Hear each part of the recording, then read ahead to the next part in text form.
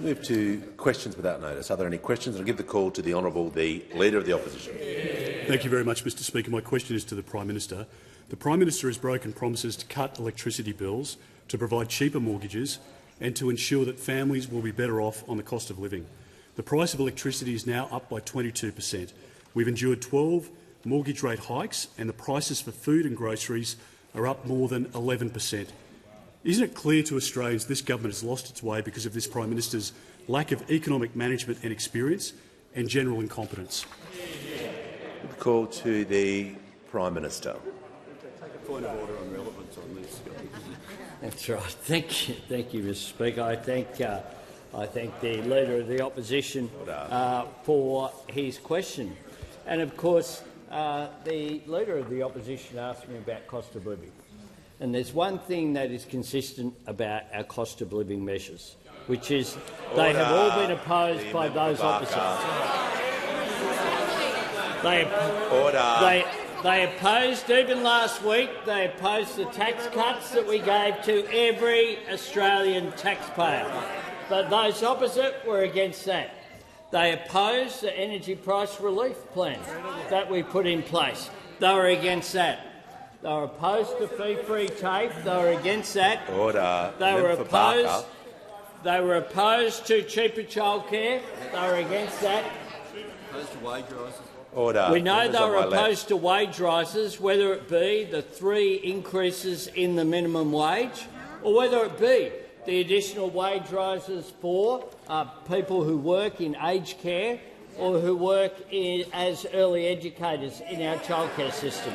We know that that was the case.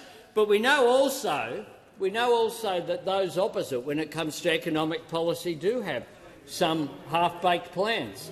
They have a plan for nuclear reactors sometime in the 2040s, but they won't tell us how much they will cost.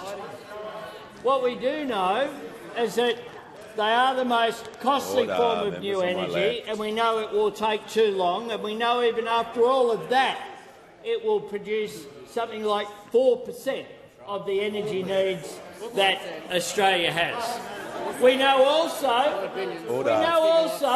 Minister for Climate Change. That they have a plan to break up supermarkets.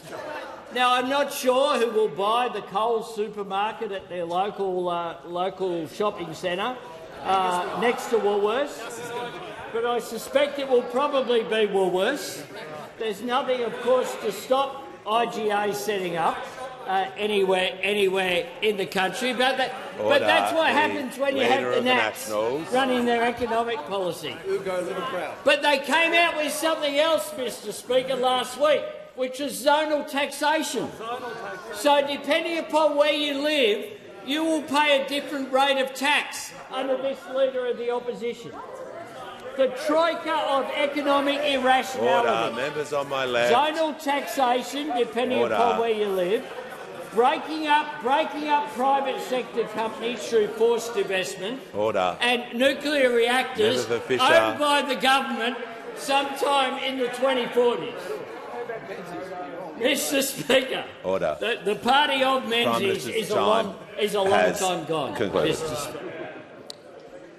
Order. There is far too much noise on my left. The Manager of Opposition Business, the Leader of the Nationals, continually interjecting. I'm just going to have a bit more silence during the answer to this question. Give the call to the member for Canberra. Thank you, Speaker. My question is to the Minister for Early Childhood Education. How is the Albanese Labor government recognising the professional work of early childhood educators and helping them with the costs of living?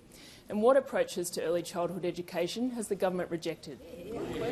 The call to the Minister for Childhood Education and the Minister for Youth. Thank you very much, Mr Speaker, and I thank the amazing member for Canberra for her question and for her ongoing advocacy and support for early childhood education and care workers in Canberra. Mr Speaker, last week the Albanese government made an historic announcement for a 15% wage increase for early childhood education and care workers who carry out the vital and important role of caring for and educating our youngest Australians. And this is on top of supporting not one, not two, but 3 increases to the award wage of early childhood educators, as well as our tax cuts. Now, Mr Speaker, I have spoken to educators right across the country who have told me how much they love their job. And their dedication to children's well-being and to children's development is on show at every single centre that I have visited across Australia. But they also tell me this. They also tell me that love doesn't pay the bills. Now, this wage increase will make a real and tangible difference for over 200,000 workers in Australia. Now, Sia, an educator from Victoria, said this. She said that instead of searching for a second job, this pay increase will help me now pay rent and put food on my table. This 15% wage increase means that an average ECEC educator will receive a pay rise of over $100 per week, increasing to over $150 a week from December 2025. And an early childhood teacher gets an additional $166 a week, increasing to $249 a week from December 2025. This is a great outcome for a highly feminised workforce. But, Mr Speaker, unsurprisingly, yet disappointingly, the opposition doesn't understand how important this wage increase is for the sector. The opposition leader dismissed the wage increase as, I quote, a few dollars a week and refused to support it. Well, the opposition leader would do well to go out and speak to ECEC workers, people like Karen, an educator in his home state of Queensland, who said that this will change people's lives. It means that early childhood educators who have been relying on Food Bank to feed their families won't have to do that anymore. Every Australian, whether you're a parent, a grandparent, an aunt, an uncle, if you know an early childhood educator or if you are an early childhood educator, every Australian knows how important this work is. It's not just about wiping bums and noses, but it's only a Labor government that will deliver a fair and decent wage increase for early childhood workers. The call to the Honourable the Deputy Leader of the Opposition. My question is to the Prime Minister. Last week, the RBA said, quote, "Public demand is forecast to be stronger than previously expected, reflecting recent public spending announcements by federal and state and territory governments." End quote. But the Prime Minister dismissed this, claiming that's not what they've said. Why is this Prime Minister in denial that Labor's spending is causing homegrown inflation and keeping interest rates higher for longer? The call to the Prime Minister. I thank the Deputy Leader for her question. This is what the RBA Governor Michelle Bullock said last Thursday in Armidale. Governments have a job to do and I have a job to do, right? My job and the Reserve Bank's job is to get inflation down, right? Governments have a different job. Their job is also to get inflation down, and they acknowledge that, but it's also to provide services and infrastructure for the Australian people. And so they need to do that at the same time as they need to focus on keeping inflation down. That's precisely what we're doing. The member for Fisher. And it's also consistent with what the Governor told Estimates in May, where she said fiscal policy has been running a surplus for the last couple of years. So I would say that's been helping the inflation situation, if anything. Now, I know that for those opposite, a budget surplus is something that is foreign to them, Mr Speaker. You may as well be talking a different language, because they promised a surplus in their first year and every year thereafter, and they produced none. None. And we turned a $78 billion Liberal deficit into a $22 billion surplus, and then backed it up with a second surplus that's on its way as well. And this is also what Michelle Bullock, the RBA Governor, had to say about inflation. Inflation has fallen substantially since its peak in 2022. This is what she said 6th of August last week. She spoke about international experience as well. We've seen from overseas experience how bumpy inflation can be on the way down and across the economy. She had that to say as well. She's been very, very consistent. We have been consistent. What we have been doing is making sure that we do continue to have inflationary pressure put down, which is why we have halved it since we came to office. At the same time, we're not leaving people behind. We've given tax cuts to every Australian, something that the questioner here, the Deputy Leader of the Opposition, said they would roll back. Now, we await the Deputy Leader of the Opposition during the election campaign saying when it will be rolled back. Well, when are you going to roll it back? That's what we want to know. So get ready for whenever it's called. You stand up there and you say we're going to roll back the tax cuts that we've put in place in order to support your ideological position, which is simply inconsistent. Has concluded. Give the call to the honourable member for Dunkley. Thank you, Speaker. My question is to the Minister for Education.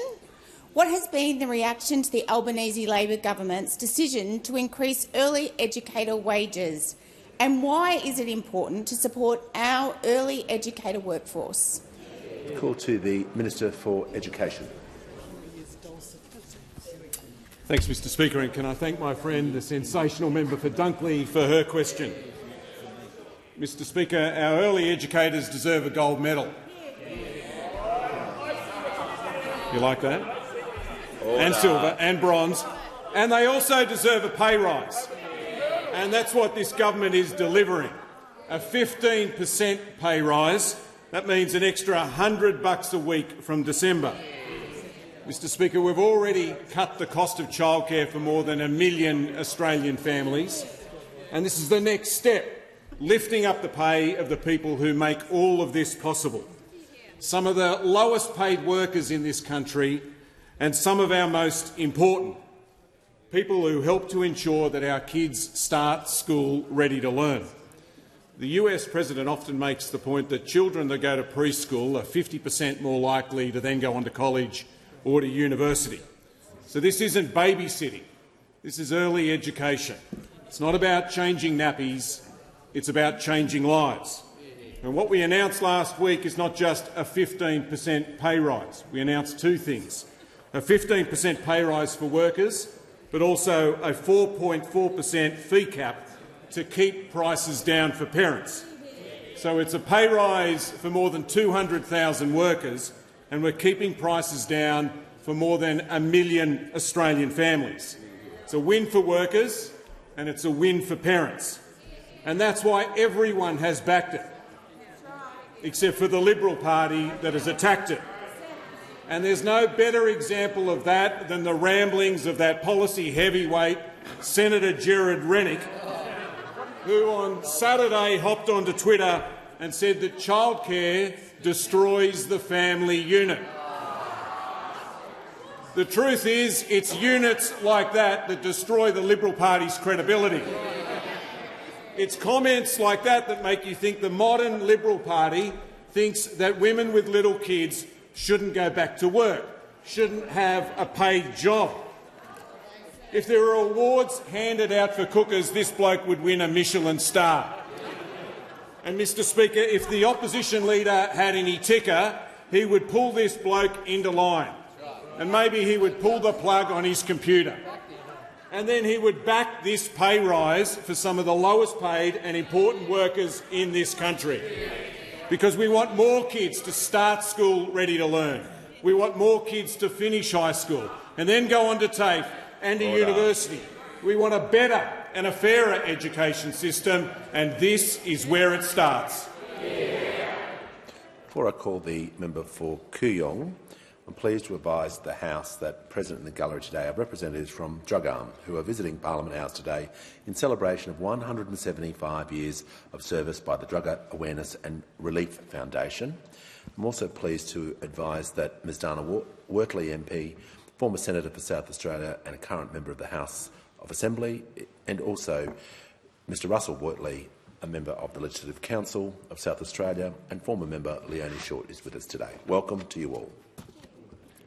Give the call to the member for Kooyong. Thank you, Speaker. My question is for the Treasurer. Treasurer, 1 in 8 Australians live in poverty. Helping them helps all of us. It means that more Australians can afford to pay their rent and their bills, to get to interviews and get a job, to feed their kids and themselves. Eradicating poverty would transform their lives as well as our economy. Will you instruct the Productivity Commission to inquire into the economic cost of poverty to Australia? Call to the Treasurer. Thank you, Mr Speaker, and thanks to the member for Kooyong for her question about an issue very near and dear not just to her heart but mine and to everyone on this side of the House, and that is how do we go about in the most responsible way that we can making life easier for the most vulnerable people in our community.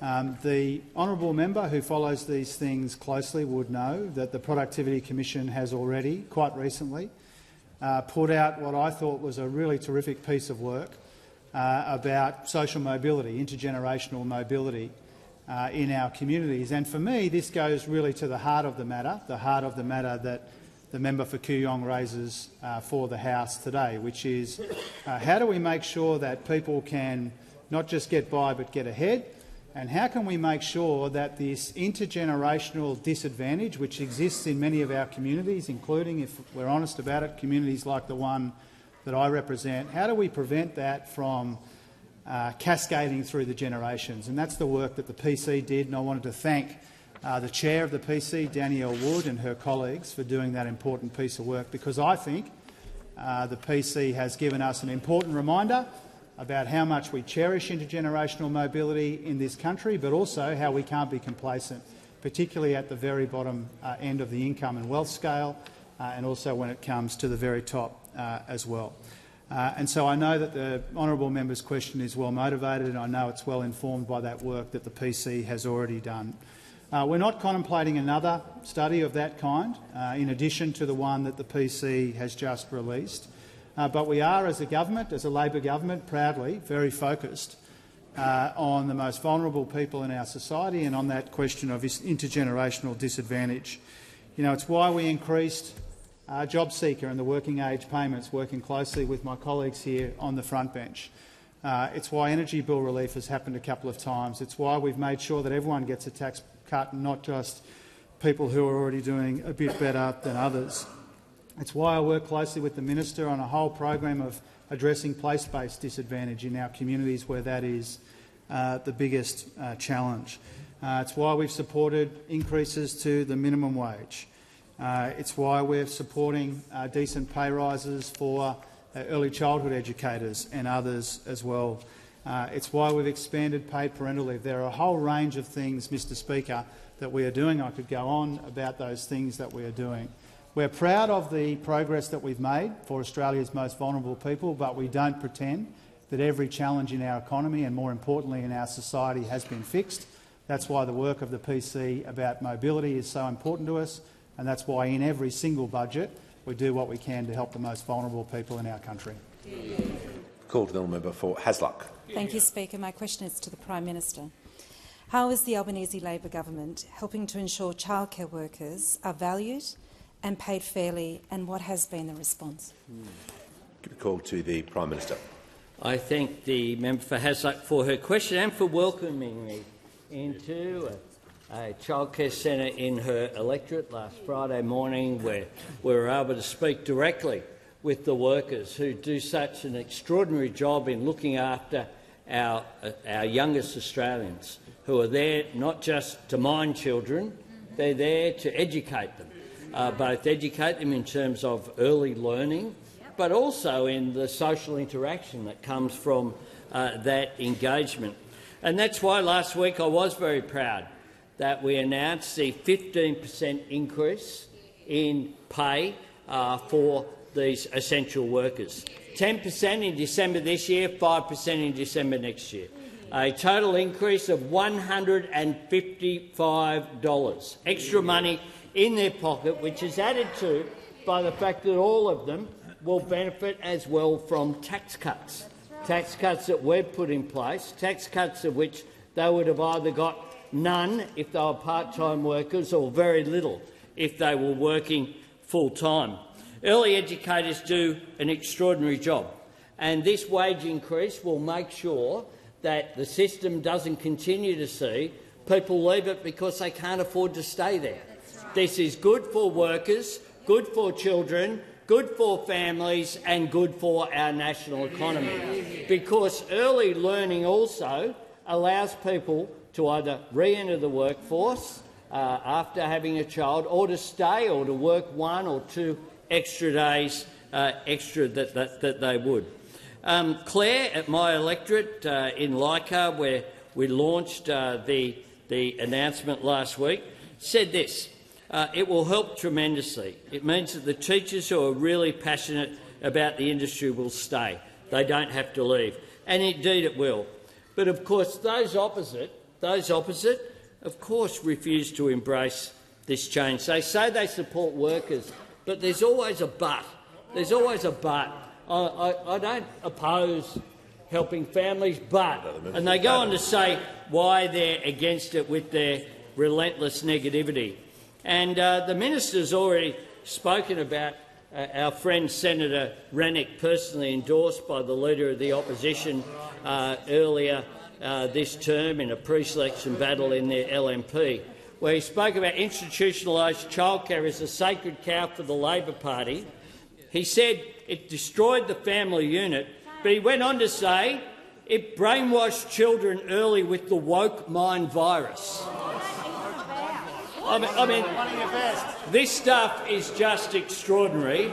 It's from an elected senator, someone who actually gets to vote on legislation in this parliament. Call to the member for Hume. My question is to the Treasurer. Independent economist Chris Richardson said last week's RBA statement was about as clear as they can be. There is extra budget spending in the system which is fuelling inflation. But the Treasurer said last week, I don't think that's what the statement says. When will the Treasurer cut the spin and take responsibility for decisions that are driving up his homegrown inflation? Call to the Treasurer. Thanks, Mr Speaker. I take responsibility for the decisions that we've made in our budget, and I do that proudly, Mr Speaker. I take responsibility for the cost of living help that they don't support. I take responsibility for the responsible economic management which is completely foreign to them. I take responsibility for the surpluses that we have delivered that they weren't capable of delivering in 9 attempts, Mr Speaker. Now, if the Shadow Treasurer knew what he was talking about, he would know that the Governor of the Reserve Bank, as the Prime Minister said a moment ago, has said very clearly, my personal view is that they are doing what they can in this area, Mr Speaker. And I think that the Governor of the Reserve Bank saying that we're doing what we can with our surpluses and the way we've designed our cost of living help, I think that's an important thing to factor in, Mr Speaker. You can't believe a word that the Shadow Treasurer says about this. Now, Mr Speaker, to pick up the bizarre logic of the Shadow Treasurer. Now, first of all, obviously, a net additional spend this year of $10 billion is not the primary determinant of prices in a $2.6 trillion economy. I shouldn't have to explain that to the Shadow Treasurer, Mr Speaker. But even if we accepted that point, by the Shadow Treasurer's bizarre logic, that $10 billion additional spend, which is a fraction of the additional spend that they had in 2022, by his logic, he is taking responsibility when inflation was higher and rising faster. Those opposites spent more in their last budget. Order. And so, Mr Speaker, the Treasurer will pause. The member for Hume on a point of order. Relevance, Mr Speaker. The question was about the Treasurer's hopeless decisions that are driving up.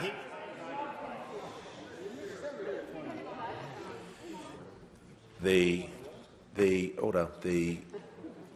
Treasurer was asked about the RBA statement and about order.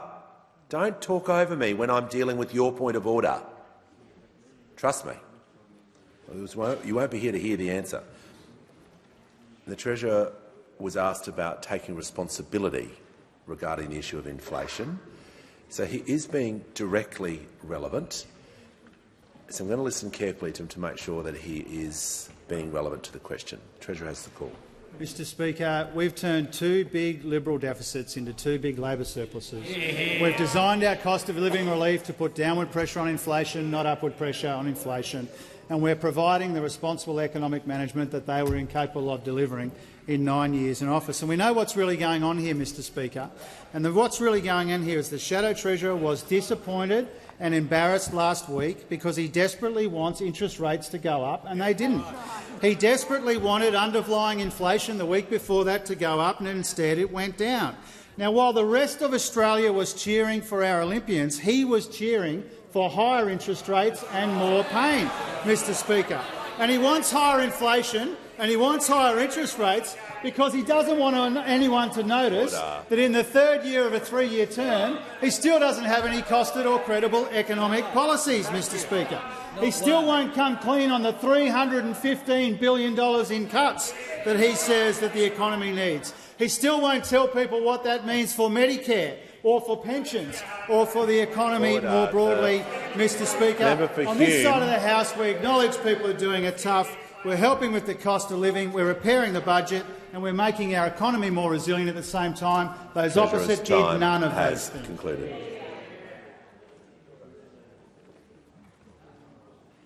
Give the call to order. The member for Hume is warned. Give the call to the member for Gilmore. My question is to the Treasurer. How is the Albanese Labor government's responsible economic management right for the conditions we confront, and what approaches have the government rejected? Call to the Treasurer. Thanks, Mr Speaker, and to the wonderful member for her question. Look, the 2 big influences on our economy, Mr Speaker, are global uncertainty and cost of living pressures, and they're combining to slow our economy at the same time. Our economic plan anticipated this balance of risks, and we're responding with cost of living relief and budget repair and investments to make our economy more resilient, as I said a moment ago. Now, the extreme volatility that we've seen on global markets in recent weeks is a real warning against complacency. Inflation is sticky and it's stubborn and it's more persistent than we'd like. We're seeing that around the world, including in Europe, where inflation has just gone up again, and in the US and Canada, where it zigged and zagged on the way down, Mr Speaker.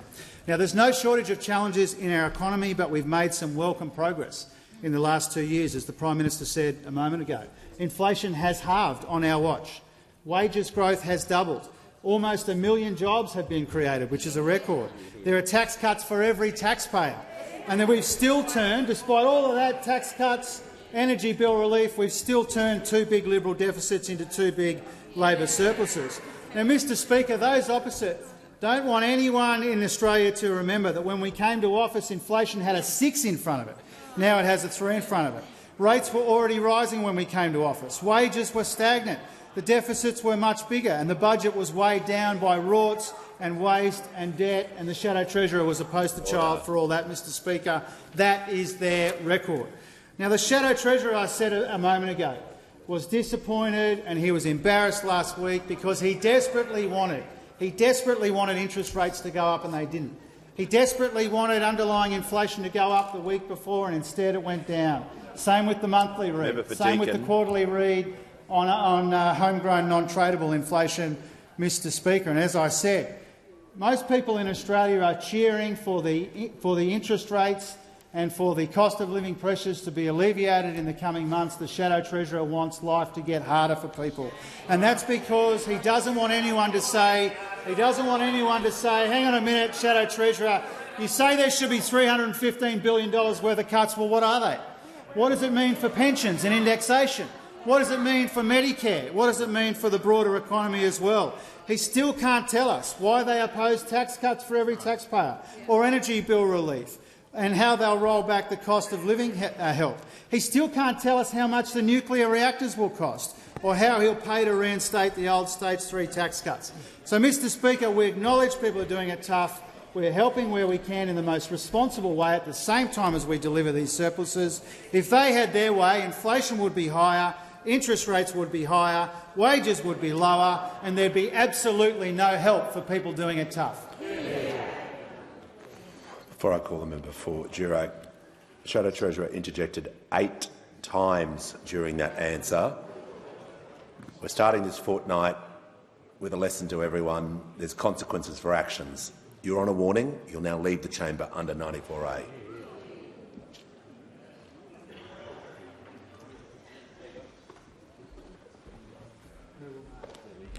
The Treasurer is now warned. The call to the member for Durack. My question is to the Prime Minister. Has the Prime Minister ruled out the creation of a Makarrata Commission to oversee truth-telling and treaty? If so, why is there still money in the budget to create one? Give the call to the Prime Minister.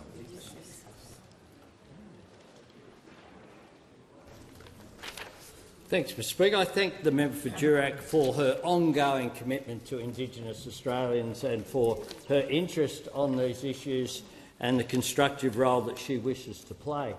I indeed spoke at the Gama Festival. I attended the Gama Festival along with the Education Minister, the Social Services Minister, the Indigenous Affairs Minister, the member for Barton, the member for Lingari, the member for Solomon and many other representatives of state governments. We were the only federal members who were there. It was an important gathering to discuss with First Nations people a way forward to close the gap. What we know is when it comes to closing the gap, we are not achieving the outcomes that I'm sure everyone here would want to see. We need to reduce the suicide rates. We need to reduce the incarceration rates. We need to reduce the rates between health and education that exist between Indigenous and non-Indigenous Australia. The theme of this year's festival was Fire, Strength, Renewal. Fire, something that Yunupingu, who the Leader of the Opposition, attended his funeral. Really, at that point. The order, members on my left. Members on my left. The manager is entitled to raise a point of order, and he shall do so. You're a disgrace. Mr Speaker, on relevance, a very tight question. Has the Prime Minister ruled out the creation of a Makarrata Commission to oversee truth-telling and treaty? If so, why is there still money in the budget to create one? The Prime Minister should be directed to answer the question. I'm listening carefully. I want to make sure the Prime Minister is on topic. He's talking about the visit to Gama. I'm hoping he will continue his answer regarding the question, which was about the Makarrata Commission for truth-telling. So he has had a preamble. I'm going to invite him to return to the question. Indeed, Mr Speaker. Makarrata is the Yolngu word. Yolngu, the people who host the Gama Festival each year, for a coming together after struggle. No one can say there hasn't been a struggle in this country with Indigenous Australians when you have the closing the gap at that point. Coming together means actually sitting down and discussing the issues of how we move forward together. Now, those opposite might want to seek to continue to have division. What I'm seeking to do, and when I spoke at the Gama Festival about economic empowerment, is to search for ways, along with the new Minister for Indigenous Affairs, in which we can come together, which is what Makarrata is, coming together. Now, I seek for Australians to come together in order to advance the interests of Indigenous Australians, and I invite those opposite to actually stop with the attempts to divide and try to come together in order to close the gap, because that is our objectives. Now, during the referendum that was held last year, I was asked on multiple occasions a range of questions. I was asked about whether the voice would affect interest rates and defence bases and subs, nuclear-powered subs, and a whole range of issues. But I was also asked about treaty, and at that I indicated continually the same answer. I referred to the same answer before the referendum as afterwards, that is not the focus that we have. Has concluded. Before I call the member for Boothby, I'd also like to acknowledge, as guests of the member for Lyons and the Minister for Agriculture, the Leader of the Opposition from Tasmania, the Deputy Leader of the Opposition from Tasmania, Dean Winter, and Anita Dow. And I think he's just left, was advised by the member for Hinckley that the former member for Dawson is in the gallery today as well. The call to the honourable member for Boothby. Thank you, Mr Speaker. My question is to the Deputy Prime Minister. How is the Albanese Labor government investing in defence to keep Australians safe after a decade of mismanagement in defence? Call to the Deputy Prime Minister and Minister for Defence. Mr Speaker, last Monday I signed on behalf of the government the AUKUS Naval Nuclear Propulsion Agreement with the United States and the United Kingdom at Australia's Embassy in Washington, D.C. This is a foundational part of the legal underpinning of the announcement that was made by our 3 countries in San Diego last year, and it is another critical step forward in delivering AUKUS. When we came to power, AUKUS was really not much more than a thought bubble. But since then, we have been turning it into a reality. We have determined the actual pathway by which Australia will acquire a nuclear-powered submarine capability. We have now passed multiple tranches of legislation which have included the establishment of the Australian Submarine Agency, and along with legislation that was passed by the US Congress last year, we've created a seamless defence industrial base between our 2 countries, which is so critical to delivering this project. But most importantly, we have provided the funding, the increased funding in the budget to deliver AUKUS and much, much more, funding which those opposite did not provide. And all of this has happened because what the Albanese government says it does. And this stands in stark contrast to those opposite. Now, the Shadow Minister is reported in the media today saying that, on the one hand, he would like to see an increase in war stocks by 2026. But on the other, he is refusing to commit to an increase in defence spending against what those promised in the last election, which, to remind everyone, is $50 billion less over the decade than what this government has in the budget right now. The difference between the rhetoric and the reality is profound, but it should not be a surprise, because this was the business model of the Leader of the Opposition when he was the Defence Minister. He oversaw $42 billion worth of unfunded defence announcements, in addition to 28 different projects which were running 97 years over time.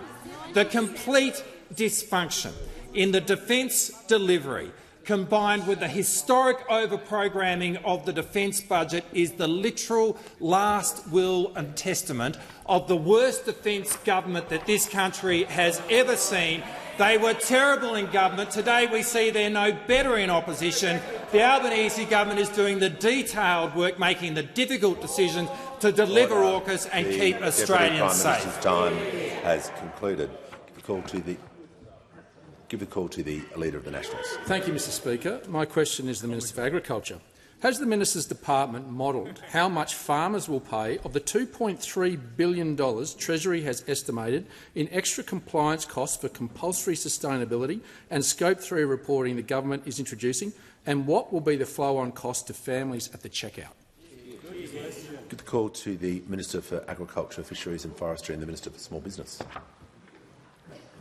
I thank the member opposite for his question. What I'd say to the member opposite is he knows that we're working on a plan in terms of sustainability and climate change for the agriculture sector, and that plan has been working on for some time.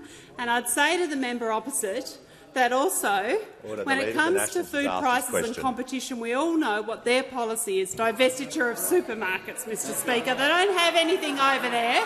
They don't have anything over there. Of course, we are investing in making sure that we put downward pressure on food prices. That's why we funded Choice. That's why we did the ACCC inquiry, and that's why Dr Craig Emerson has conducted a review of the Food and Grocery Code of Conduct.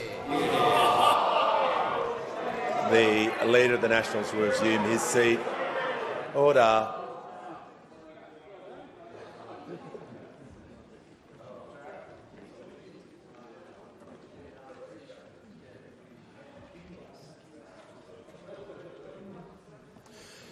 call to the member for Corangamite.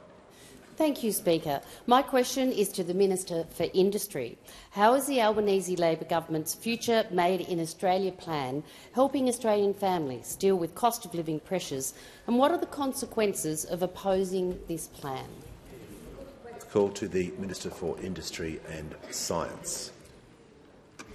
Thank you, Speaker, and I want to thank the member for her question, because she knows an important way for Australians to deal with cost of living pressures is to hold down a secure, well-paying job.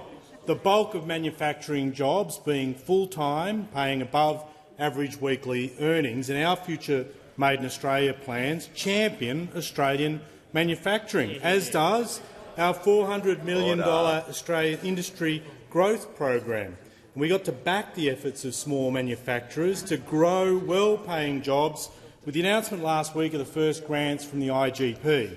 And LIS Energy in the Corangamite electorate secured one of those grants to help the commercialisation and development and production of its lithium-sulphur batteries. These batteries lighter, more powerful, targeted for use in aviation and defence. And LIS, they employ 25 people in Geelong and Brisbane, now looking to expand, and we set up the IGP to help emerging manufacturers to grow, be it LIS in Corangamite, be it Cauldron Molecules in Calare, be it Forager Robotics in Bonner, be it Brandsec in Melbourne, and be it Electrogenic Laboratories in Bradfield. So we're saying yes to Australian jobs, secure, well-paying jobs in manufacturing. We're saying yes to more Australian-made products made right here in this country, yes to workers earning more and keeping more of what they earn. Then the question is, what about those opposite? Always no, always negative. No to our $15 billion National Reconstruction Fund, no to energy price relief for Australian manufacturers, no to cost of living tax relief for workers. And when we announced, and here was the other one, when we announced our May budget, our Future Made in Australia initiatives, the Leader of the Opposition described our plans to scale up more work onshore as corporate welfare. Billions for billionaires. Tough talk. Tough talk. But last week, on his way to Western Australia, it seemed like that courage evaporated over the Nullarbor, because when he had to eyeball WA businesses keen to leverage off our announced production credits, the Leader of Opposition, he does what he normally does when he's under pressure. He says, we'll have more to say about that later. Tough guy, where did you go? Tough on the East Coast, and then it just diminishes. On the West Coast, disappears. Order. The tune changes. Leader of the Nationals. They have, their heart is not in it. They will not back Australian manufacturing. Saw off 100,000 manufacturing jobs in office, chased out the car industry, and now only ever talk about manufacturing to talk it down. Order. Give the call to the honourable member for Goldstein. To the Prime Minister. Goldstein constituents and other Australians tell me they want all gambling ads banned, yet it's been reported that you're planning only a partial ban. Rod Glover, husband of the late Peter Murphy, said today, quote, "Her main argument is really simple. In a really hard trade-off, you've got to put people first and think about what kind of future we want to create." Prime Minister, will you reconsider your reported position and honour Peter's legacy by banning all gambling ads? Give the call to the Prime Minister. I thank the member for Goldstein for her question. There's a fair bit of hypothetical in there about what our alleged position was. But we are working through these issues, and the government has made it very clear that the status quo regarding the saturation of gambling advertising, particularly where children are exposed to it, is untenable. The Minister for Communications and the Minister for Social Services are getting on with tackling gambling harm comprehensively, and we're doing that in a way that will ensure that there aren't unintended consequences of it. In today's world, where people have access to information instantaneously, including the member for Goldstein and others in this chamber here, on devices that they have, where things can just pop up and be received, we want to make sure that any measures do not have unintended consequences, and we're taking a comprehensive approach, recognising that this is a complex issue.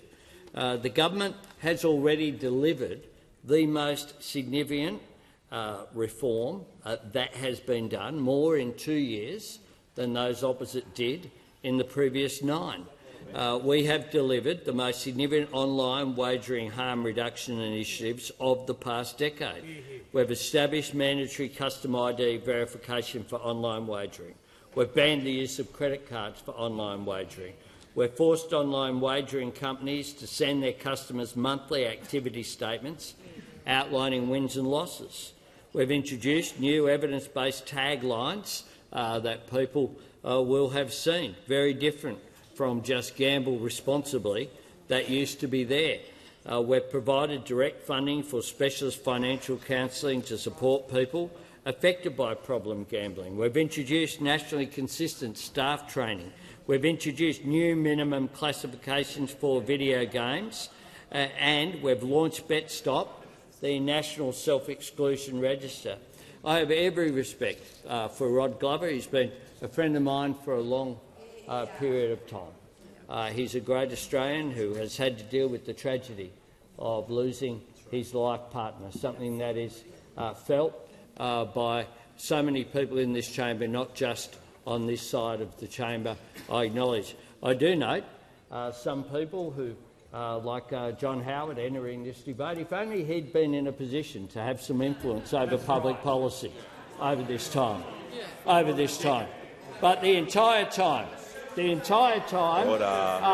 that he occupied my seat, he did absolutely nothing about any of these issues. Time has concluded.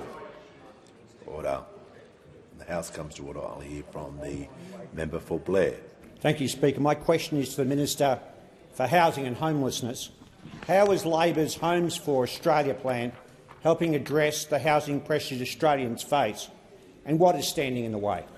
Call to the Minister for Housing and the Minister for Homelessness. Thank you, Speaker. And the member for Blair is right. Australians are doing it tough right now, and housing is a big part of that story. Speaker, I've been the minister in this portfolio now for 2 weeks, and can I say I'm very honoured to progress the enormously important work of the member for Franklin in her time in this role.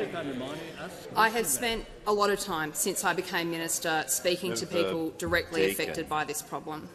Speaker, I've spoken to a mum with a child with disability who has been forced to move house in the middle of her child's school year. I've spoken to renters whose landlords will not fix black mould in their homes, whose rents are rising too often and too fast. I've spoken to a lot of young people who are worried that they will be locked out of home ownership forever. And I've spoken to a woman who was a victim of long-term homelessness and talked to her about how housing is helping her rebuild her life. Now, Speaker, our country today is led by a Prime Minister whose entire life trajectory was reshaped by secure housing. And unsurprisingly, we have a bold and ambitious housing agenda. Speaker, for the first time in a decade, we have a Commonwealth government in this country saying we have responsibilities here and we can make a difference to this problem. The Commonwealth can't solve this problem alone, but it's not going to get solved without us. And, Speaker, that is why our government, in just 2 years in office, has invested $32 billion in helping Australians with this crisis. In fact, Speaker, I hear some murmurs from those opposite, and I'll remind them that our government invested more just in our last budget than the entire 9 years that those opposite were in office. Now, Speaker, our government also recognises that we've got a good long-term solution to this problem, but we're in crisis right now. And that's why, Speaker, our government has made the biggest increase to Commonwealth rent assistance in 30 years, 2 back-to-back increases to Commonwealth rent assistance that will see Australians get up to 40% increases on those payments. Now, Speaker, we've got 2 really important initiatives that are part of the puzzle here sitting in the Senate. One which will help more low-income Australians get into the housing market, and one which will help build more rental homes for our country. Speaker, now, would you believe that both of these initiatives are being blocked by the Liberals and the Greens in the Senate? And I would say to the parliament, one of my observations is that there is a hell of a lot of politics being played in this debate by people who are seeking to get a political outcome. Our goal and our government's goal in this debate is to make sure that we focus not on the politics, not on the politicians, not on the personalities, but on the fact that we have a generations-long housing crisis in this country, and our government is here to help.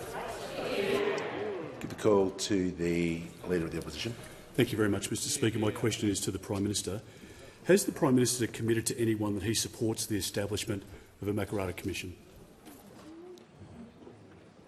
Give the call to the Prime Minister. Thanks, Mr Speaker. I'm pleased to see the Leader of the Opposition is focused on cost of living.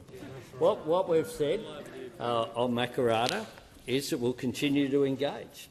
We held a referendum last year which wasn't successful. That's right, it wasn't successful.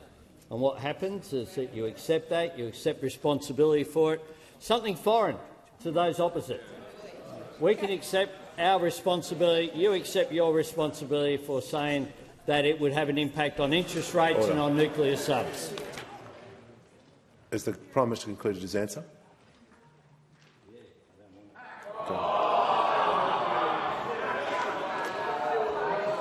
Order.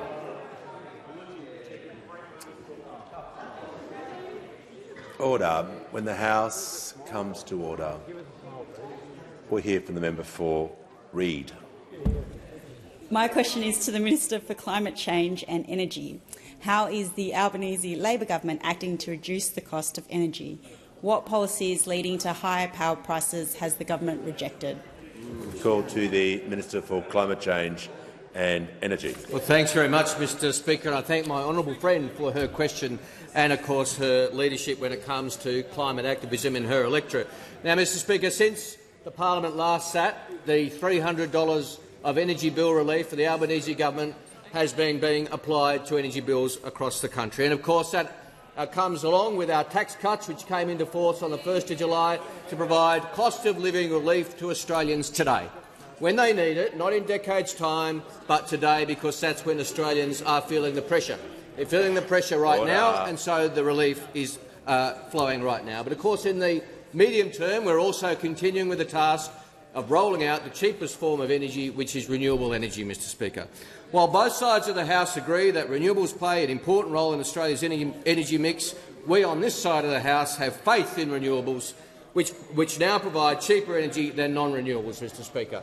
Now, to be fair, that was a statement by the member for Fairfax in 2017, when the Liberal Party actually believed in renewable energy and recognised that it was the cheapest form of energy available. The member for Fairfax said that renewable energy is the cheapest form of energy.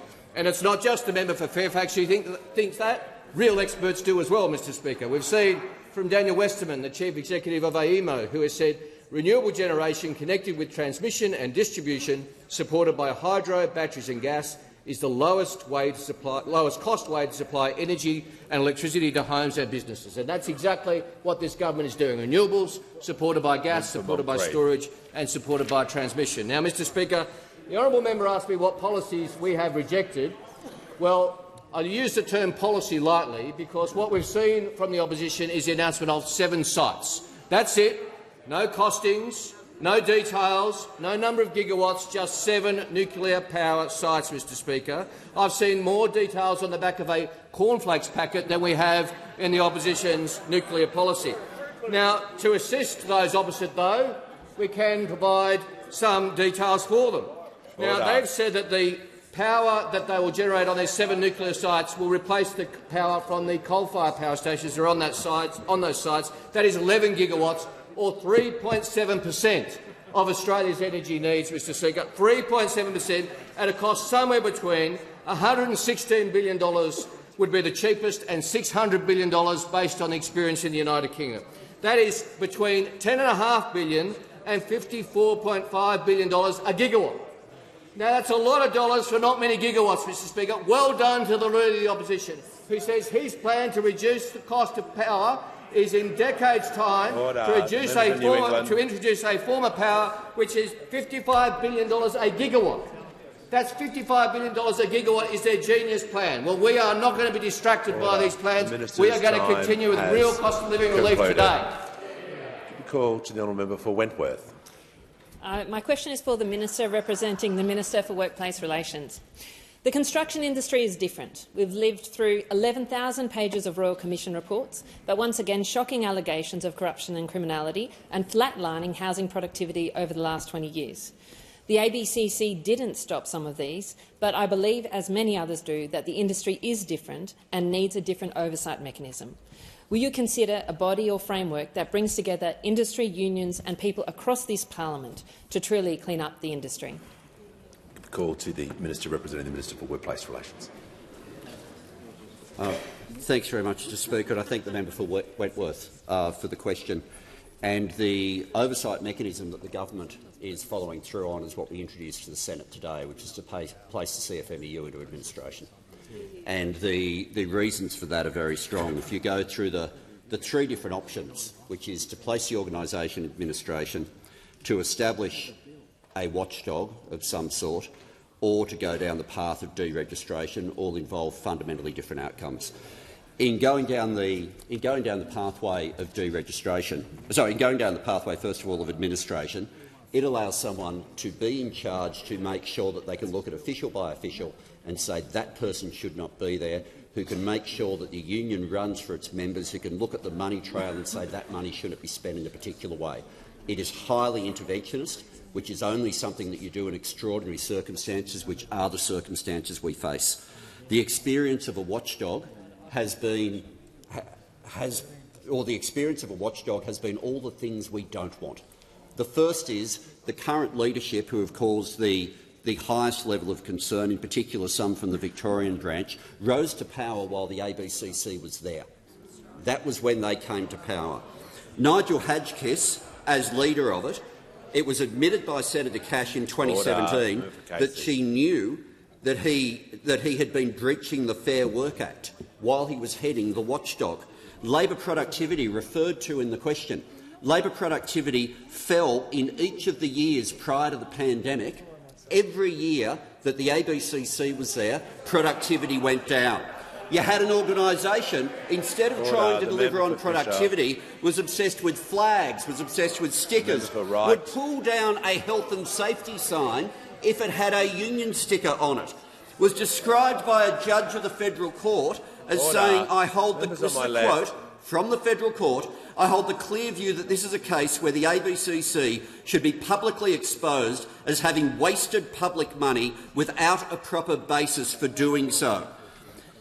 Since we abolished the ABCC, the number of days lost to industrial action fell by 30%. Fell by 30%. And when those opposite there start calling out now about wanting a cop on the beat, they forget that the ABCC was incapable of dealing with any criminal issues. It only dealt with civil issues. It was incapable of that. But instead, the third option is the one that is not being put forward by the crossbenchers, I understand it, but is put forward by those opposite, which is to say, why don't we have deregistration? And the answer is simple. What choices changed who could turn up to the Commission to negotiate? Whether you are registered or not, you can still turn up to the Commission. Under their proposal, the full leadership of the CFMEU would stay in power, could still negotiate, nothing would be fixed. Concluded. Order. The House comes to order. We'll hear from the member for Parramatta. My question is to the Minister for Cyber Security. What was the government's role in the response to the CrowdStrike outage? The call to the Leader of the House. Thanks very much, Mr Speaker, and I want to thank the member for Parramatta for the question and acknowledge the work that he himself is now doing in assisting me in the cyber area. The outage that took place on Friday the 19th of July, caused by an update published by CrowdStrike, has been described as the biggest IT outage of all time. It ricocheted all around the world, including in Australia. Now, it was not a cyber attack, but all the systems that had been put in place by my predecessor, the member for Hotham, were able to be tested and showed that Australia is far better prepared for cyber attacks than comparable nations. in establishing the National Cyber Security Coordinator, in establishing that this would be used for the National Coordination Mechanism. CrowdStrike brought down systems across the whole country and around the world. It left travellers stranded at airports. It posed issues for supermarket supply chains. It disrupted countless businesses. Every single one of us had people in our electorates unable to get money, unable to purchase goods because of the way this had interfered with Australian systems. Within 3 hours of the CrowdStrike update being published, the government had convened the National Coordination Mechanism. Now, members will be familiar with the mechanism, but not historically with its involvement with cyber. Anyone who's held the emergency service portfolio is aware of the way the National Coordination Mechanism brings in who is relevant to each crisis when it happens, gets them all together and starts working it through together through the leadership of the government. It's what we use for natural disasters, cyber incidents since the change of government, and threats to critical infrastructure. The first meeting, as I said, was convened within 3 hours of CrowdStrike, the update going out. It was chaired by the Deputy Secretary of the Department of Home Affairs Cyber and Security Group. It included representatives from the company CrowdStrike itself, a wide range of Australian, state and territory government representatives and key industry representatives. 7 meetings like this continued over the following days. The process was led by staff from my department, including the National Cyber Security Coordinator, a position which did not exist before the change of government, led by Lieutenant General Michelle McGuinness. It found ways to deal with the long tail of consequences that stem from an outage of that scale. All of this was only possible. All of this was only possible because we changed the government. All of it was only possible because we changed the government. If they'd been still in, no cabinet minister to deal with cyber threats, no dedicated office within my department, and the National Coordination Mechanism not available for cyber. The minister's time has concluded. Call to the honourable member for Deakin. Thanks very much, Mr Speaker. My question is to the Minister for Housing. Minister, has CFMEU corruption and lawless behaviour added to construction and housing costs for everyday Australians? Call to the Minister for Housing and the Minister for Homelessness. Thank you, Speaker, and I thank the member opposite for his question. Speaker, we have a construction union in our country which has become riddled with corruption and wrongdoing, and our government is taking the strongest possible action to reset that union. Speaker, today in the Senate, the government has introduced legislation that will allow the Minister for Industrial Relations to appoint an administrator who will have sweeping powers to do what is needed to be done to clean up this union. The Minister will pause. The member for Deakin on a point of order. Thanks, Mr Speaker. My question was very tight. It was just asking the Minister whether the CFMEU's corruption and lawless behaviour has added to housing costs for everyday Australians. Order. It was a tight question, and the minister has had 30 seconds as a preamble. She'll need to make sure her answer is directly relevant. I appreciate the member wants a yes, no, perhaps a figure or something under the standing orders. I can't compel the minister to answer it a certain way, but having some context given now, she's going to have to return to the question or resume her seat. Thank you, Speaker. I've talked about the action that the government is taking, and I do want to make the point that this is stronger action than anything that was done by those opposite in the almost decade that they were in power, despite all of the complaining that went on. Now, Speaker, we have a housing crisis in our country which has been 40 years in the making, and for a long time the Commonwealth stepped right out of this policy area. This issue is too important for our citizens. He's already had a point of order, as I understand, Speaker. Well, I was going to deal with this issue, but the minister can pause. The member for Deakin is obviously raising on another point of order. Yeah, the minister's defying your ruling. She's not answering to answer. Resume your seat. Well, I'm trying to help the member. The minister needs to return to the question, or she will be sat down to simply talk about what is happening in order. Order. So Order. Members on my left. The member is entitled to ask a question. It was a very tight question. A historical context, we're past that point. If the minister can't answer the question or doesn't want to add extra information, that's okay, but she's got one final chance here. Otherwise, Sure. I'll ask her to resume her seat. Speaker, I've talked about the strong action that the government is taking. There is analysis that shows impacts on residential construction. There are experts in industry that say that it has no impact on residential construction. The point I would make is that the policy fix is exactly the same, Speaker. The policy fix is exactly the same. What we need to do is take this union and clean it up. The activity in this union is dragging down not only the union itself, but in fact the reputation of the union movement in our country, and that is why our government takes this so seriously, Speaker. Now, I would say again, Speaker, the opposition had 10 years almost that they were in power to do something about this problem. Instead, it took until we came to government to make sure we clean up this union once and for all. Order. Order. Order. When the House comes to order, we'll hear from the order. We'll hear from the member for Macarthur. The member for Macarthur will resume his seat. The Leader of the Opposition on point of order. Thank you, Mr Speaker. The Prime Minister made an unparliamentary remark and he should withdraw.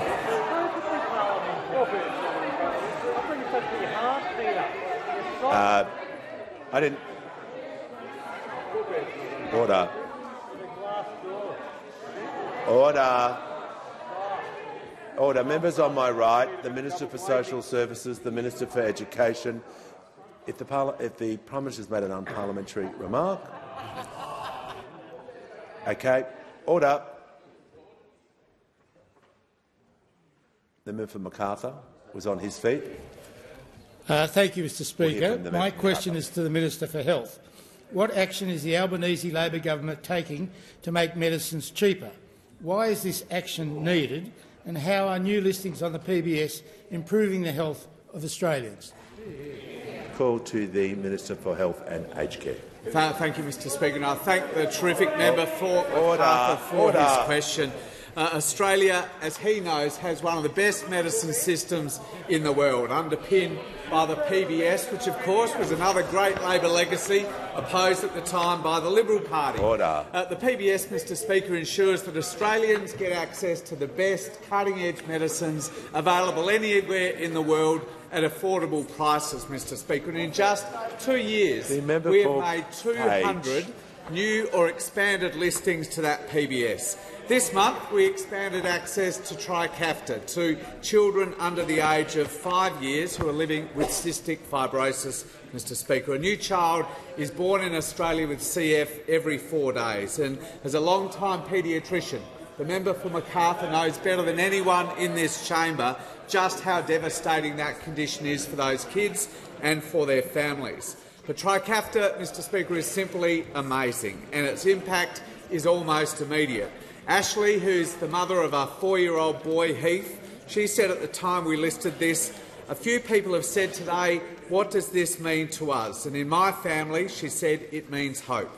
We just can't wait to keep planning the long life for Heath that we know he's now going to have." But it's also expensive, Mr Speaker. Indeed, without PBS listing, this medicine costs as much as $250,000 every year. From this month, though, an additional 330 kids every year will get access to this new medicine at affordable PBS prices, Mr Speaker, PBS prices that we have been making even cheaper in the 2 years that we've been in government. Slash the maximum amount that pensioners pay by 25%, the biggest cut to the price of medicines in the 75-year history of the PBS, Mr Speaker, and finally allowing doctors to issue 60 days' supply of common medicines for ongoing health conditions, Mr Speaker. And of course, in May, the Treasurer froze the price of PBS medicines for up to 5 years, a measure which, just in and of itself, will save patients as much as $500 million over the coming 5 years. But, Mr Speaker, we are determined to keep making medicines cheaper, because it's good for the hip pocket, obviously, but it's also good for Australians' health. Now, the Leader of the Opposition has always taken a different view of this, as Australians will very well remember. He was a member of the government which, back in 2005, under John Howard, jacked up the price of medicines by almost $5 a script. He then tried to do the same again when he was the Health Minister in 2014 by another $5 a script, and of course in this term of parliament he has opposed all of our cheaper medicines policies. Well, that's what you would get again from this man, Mr Speaker. Services always going down, prices always going up. Call to the Prime Minister. Thanks, Mr Speaker. I ask further questions placed on the notice paper. If members can leave the chamber as quickly and as quietly as possible, I present the Auditor-General's Performance Audit Report number 1 of 2024-2025, entitled Defence Procurement and Implementation of My Clearance System, Department of Defence. And the Leader of the House. Speaker, these documents are tabled in accordance with the list circulated to the honourable members earlier today. Full details of the documents will be recorded in the votes and proceedings.